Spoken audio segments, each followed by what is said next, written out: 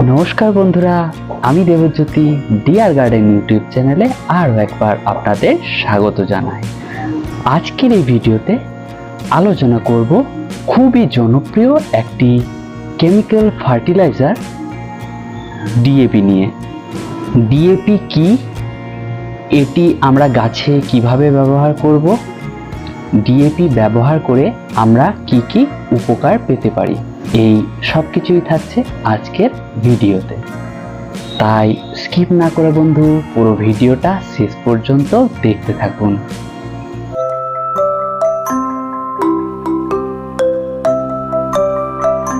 DAP অর্থাৎ die ammonium ফসফেটে 18% nitrogen এবং 46% phosphorus থাকে, যা আমাদের গাছের গ্রোথের ক্ষেত্রে খুবই কার্যকরী। ডিএপির মধ্যে থাকা নাইট্রোজেন গাছের নতুন নতুন শাখা প্রশাখা নিয়ে এসে গাছকে সবুজ রাখে এবং এর মধ্যে থাকা ফসফরাস গাছের শিকড়ের বৃদ্ধি ঘটায়, আর এভাবেই ডিএপি গাছের সামগ্রিক বৃদ্ধি ঘটায়। যদি আপনি অর্গানিক গার্ডেনিং করতে চান তাহলে এই সারটি অ্যাভয়েড করুন, আর যদি আপনি আপনার পছন্দের ফুল গাছে এটি ব্যবহার করতে চান তাহলে নিশ্চিন্তে ব্যবহার করুন। ডিএপি এই ধরনের দানাদার আকারে পাওয়া যায়, কিন্তু বর্তমানে অনেক কোম্পানি বাজারে ডুপ্লিকেট ডিএপি নিয়ে এসেছে। দুটো খুব সহজ পরীক্ষার কথা বলবো, যার মাধ্যমে আপনি খুব সহজেই আসল এবং নকল ডিএপির তফাৎ করতে পারবেন। প্রথম ক্ষেত্রে কয়েক দানা ডিএপি হাতের মুঠোর মধ্যে এভাবে চেপে ধরুন কিছুক্ষণ। ডিএপি যদি নকল হয় তাহলে কোনো রকম কোনো পরিবর্তন দেখতে পাবেন না।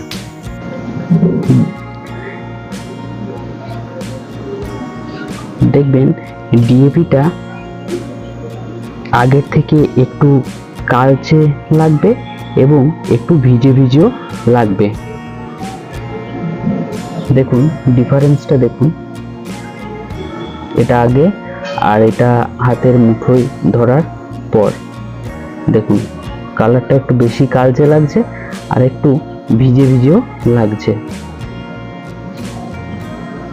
প্রথম পরীক্ষা করেও যদি আপনার মনে সন্দেহ থেকে থাকে তাহলে সেক্ষেত্রে আমরা একটা চামচে কয়েক দানা ডিএপি নিয়ে সেটা একটু গরম করে নিতে হবে।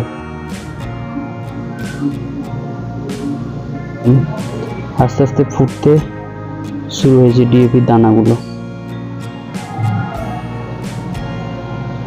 এবং ফুটতে ফুটতে লিকুইড হয়ে যাচ্ছে।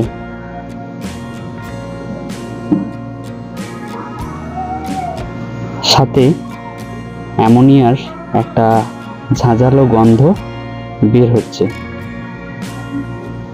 নকল ডিএপির ক্ষেত্রে কিন্তু তাপ দিলেও দানাগুলোর কোনো রকম কোনো পরিবর্তন হবে না। এইভাবে আপনি শিওর হয়ে যাবেন আপনার কাছে থাকা ডিএপিটি আসল না নকল।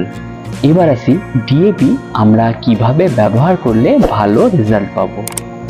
1 লিটার জলে 1 গ্রাম ডিএপি, এই হিসাবে আপনার গাছের সংখ্যা অনুযায়ী জলে ডিএপি ভিজিয়ে রাখুন। এক্ষেত্রে আমি 5 লিটার জল নিয়েছি এবং 5 গ্রাম ডিএপি এতে দিয়ে দিলাম। এটা ভিজতে থাকুক। যখন দেখব ডিএপি ভালোভাবে জলে গুলে গেছে তখন আমরা এই জলটি টবের মাটিতে প্রয়োগ করব। দেখুন ডিএপি ভালোভাবে জলের মধ্যে মিশে গেছে। এবার এই জল আমরা টবের মাটিতে প্রয়োগ করব।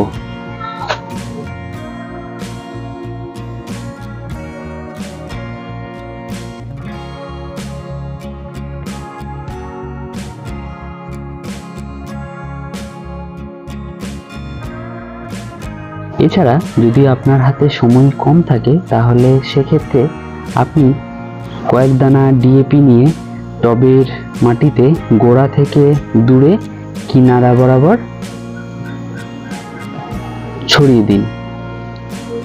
এক্ষেত্রে মাথায় রাখতে হবে যে যত ইঞ্চি টব তত দানা ডিএপি টবের মাটিতে দিতে হবে।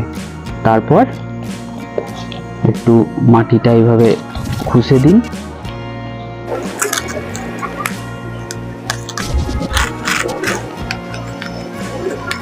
খুশে দেওয়ার পর জল দিয়ে দিন।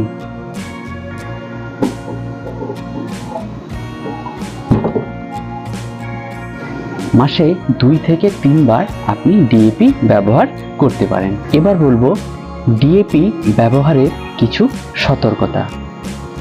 তীব্র গরমে ডিএপি ব্যবহার করবেন না, সেক্ষেত্রে আপনার গাছের পাতা ঝলসে যেতে পারে এবং গাছটি মারাও যেতে পারে।